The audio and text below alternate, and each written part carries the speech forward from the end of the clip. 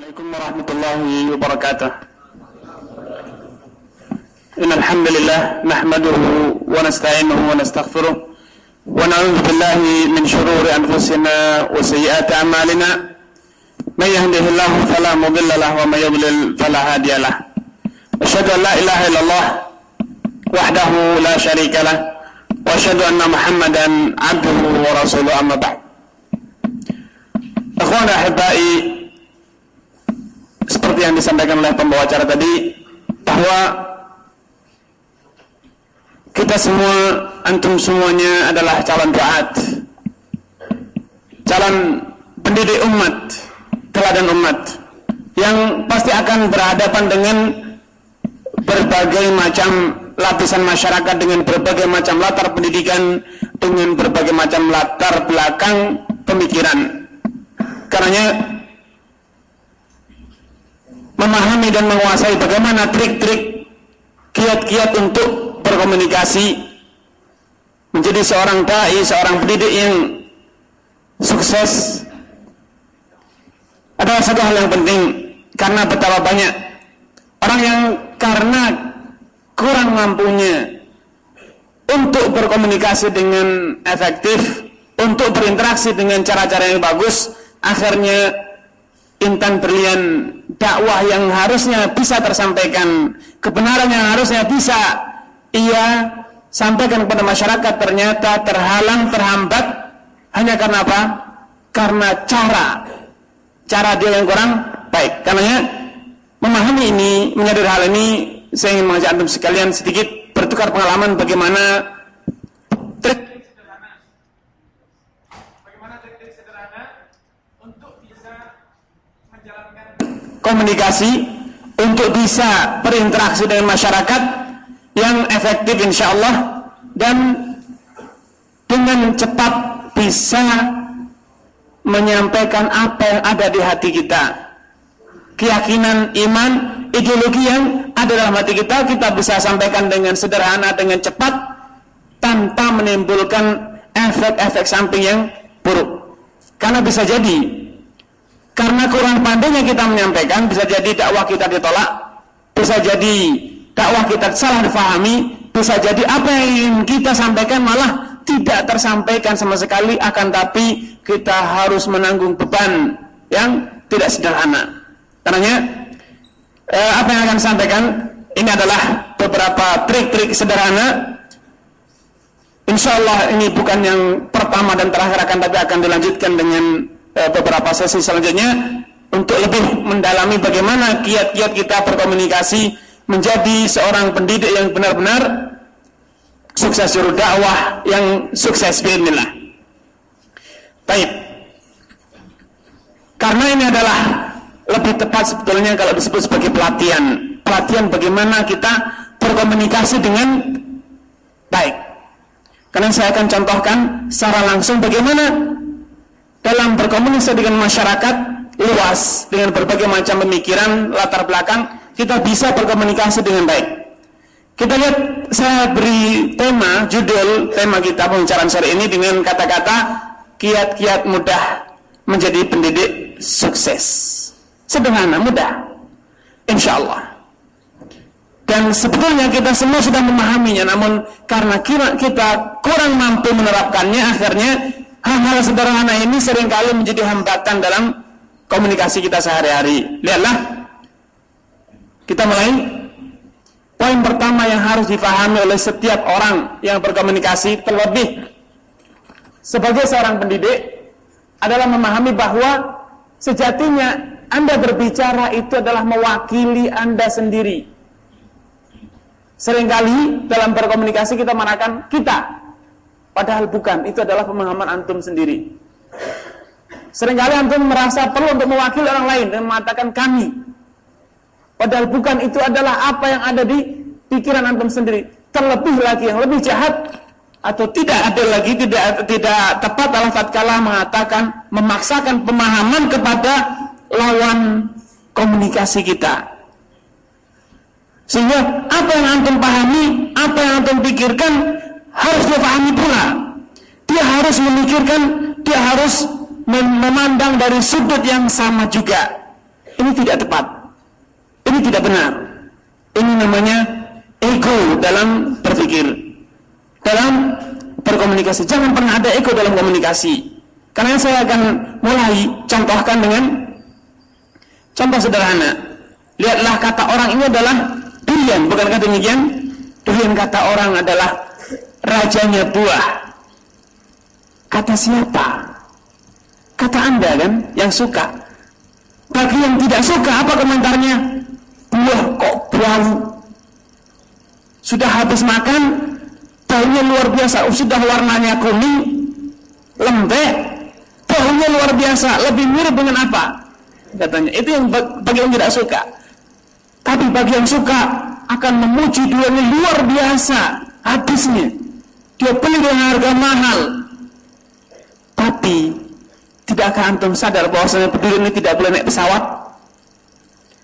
Silahkan naik taksi Bluebird misalnya, atau taksi yang ber-AC, silahkan bawa durian kalau ada yang mau. Tidak akan ada taksi yang mau antum membawa durian. Padahal katanya buah yang paling enak. Coba bayangkan kalau Anda ingin naik taksi dengan memaksakan pemikiran dan sudut pandang Anda, dan ini adalah buah paling enak. Kira-kira apa yang terjadi antara antum dengan supir taksi, dengan maskapai penerbangan? Ini buah paling enak, kenapa tidak boleh naik pesawat? Kan demikian.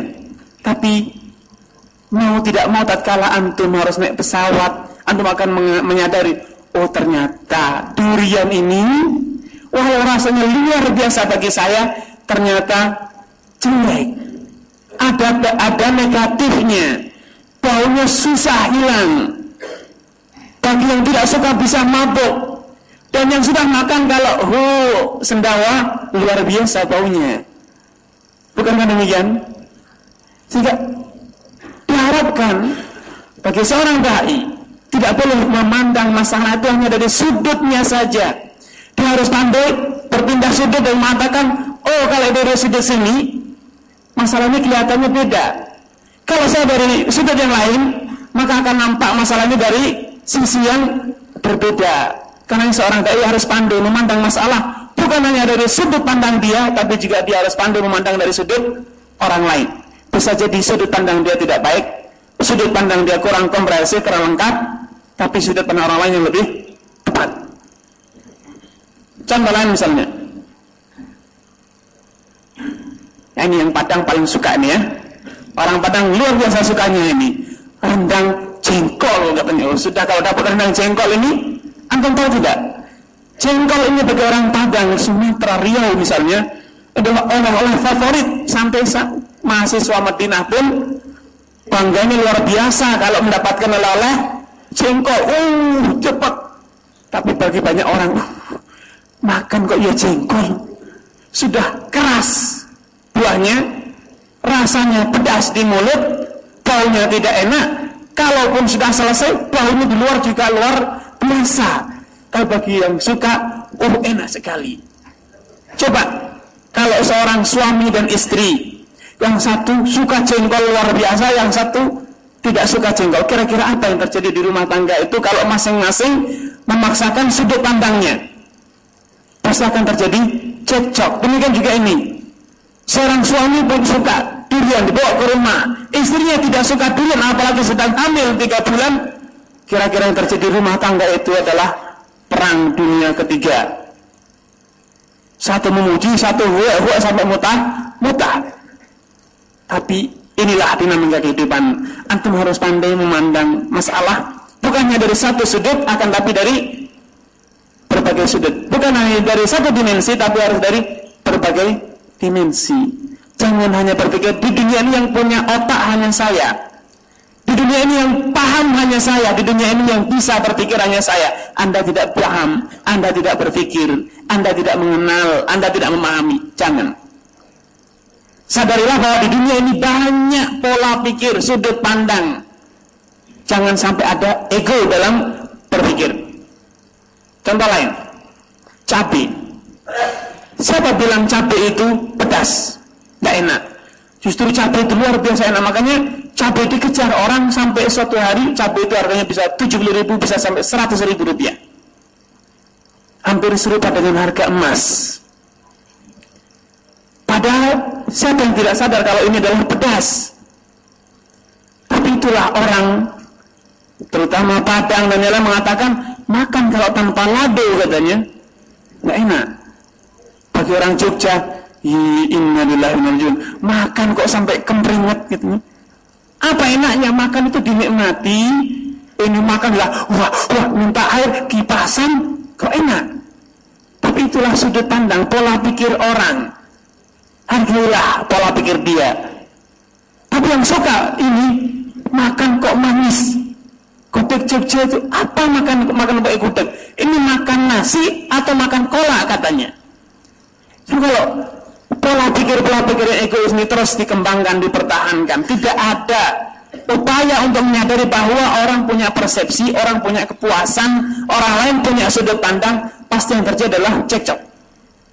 Dan seorang dai tidak sepantasnya seperti itu. Seorang dai harus pandai memahami bahwa mad'unya, tulabnya, mahasiswanya, santrinya adalah manusia yang punya qanaah, punya kepuasan batin, punya pemahaman, punya sudut pandang, harus dihargai.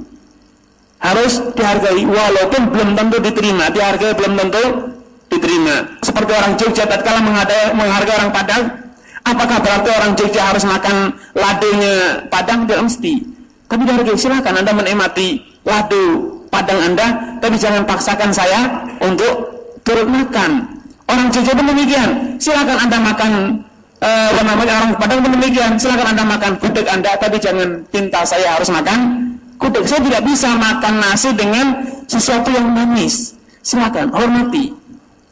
Namun, apakah kemudian kita katakan Padang salah, Jogja benar, atau Jogja benar, Padang salah? Tidak. Karena hal-hal ini masih ada wilayah toleransi. Boleh ditoleransi. Namun yang satu ini adalah calon masyarakat yang akan antum hadapi.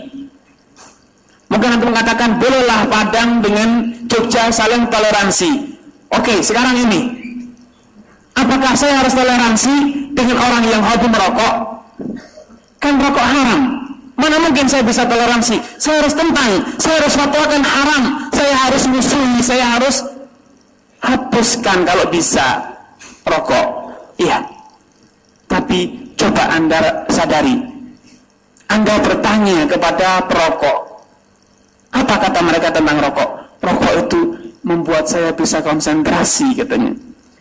Segar rasanya di mulut. Lelaki sejati. Lelaki kok tidak ngerokok katanya. Seringkali orang menganggap bahwasanya rokok itu adalah simbol pribadi, simbol kepribadian. Makanya senantiasa lihatlah iklan-iklan rokok. Begitu suksesnya iklan rokok sampai pun pemerintah sudah membuat larangan, peringatan pemerintah, ya kan? Setiap iklan rokok dibungkus rokok pun ada. Merokok dapat menyebabkan kanker, impotensi, macam-macam. Ini adalah persepsi pemerintah. Tapi apakah dipercaya oleh rakyat? Dipercaya oleh masyarakat? Inilah kegagalan kenapa iklan anti rokok tidak sukses. Bahkan iklan rokok, walaupun dalam iklan rokok tidak pernah ada gambar orang merokok. Di mana antum dapatkan iklan rokok gambarnya orang merokok? Apalagi gambar atau iklan yang mengatakan ayo merokok, tidak ada. Namun mereka, perusahaan rokok, memahami bagaimana pola pikir masyarakat. Masyarakat itu mengejar kemewahan. Makanya digambarkanlah merokok ini dengan simbol kemewahan. Pesawat terbang dengan seorang yang berdasi, perlente dengan menenteng wanita cantik.